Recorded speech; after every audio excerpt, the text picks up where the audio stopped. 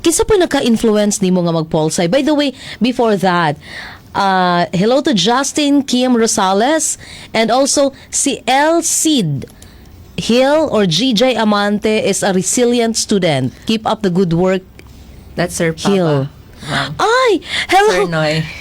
Hello Sir Noy, Kuya Noy, maayong hapon. Imong maestro Sa Polsay po. karon. Yes po, ma'am. Unya coming from him, Thank you, sir. oo, pag words My nga gikan pleasure po. kang Sir Pava, lahi ra jud. Pag mo Thank you so ingon, much, sir. meaning maayo gid ka nga estudyante. Wow, congrats. Sige daw, why Polsay? Na-discover na ko ang Polsay, ma'am, kay tigtanaw kay ko og kaning K-drama sa una po. Hala pariha Ay, ta. yes po, tigtanaw kay ko K-drama sa una. Ang ganahan kay ko ng mga long series. Yes. Po. I think kato siya na series akong kuan kay suspicious partner yata to siya. Lawyer gyapon to siya. And anak ko sa ko ang grade 10 yata ko ato or grade 9.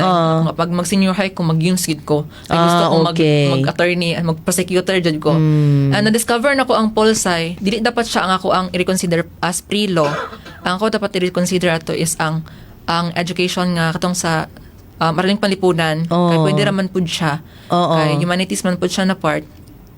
Na-realize na ko ang Polsay, ma'am, kay na ako kauman sa church nga Polsay po dire sa CMU.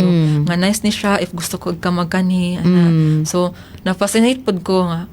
Why not no? Kani ka na. So, from grade 11 to grade 12, muna gid siya nakaset sa kong utok nga mag-Polsay gid ko. And CMU ray maghatag og Polsay nga free higher education dire sa Mindanao. As far as I know, kaysa CDO, wala jud siya free nga Polsay po. Yeah, that's why I asked kung anong nag-CMU ka kay syempre, unay ka ditong mga university sa Cagayan.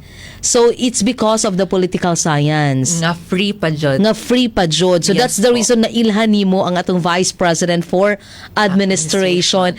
Kaswerte nimo nga nakamaestro kag Vice President. Yes Unya, po. coming from him, the words, my God, nga moingon og is a resilient student. Kabalo baya ka kung unsa ka high standard si Sir Pava, di ba? Unya, coming from him, murag, it's an honor also nga na-interview ti ka. Thank you, sir. Diba? Thank you.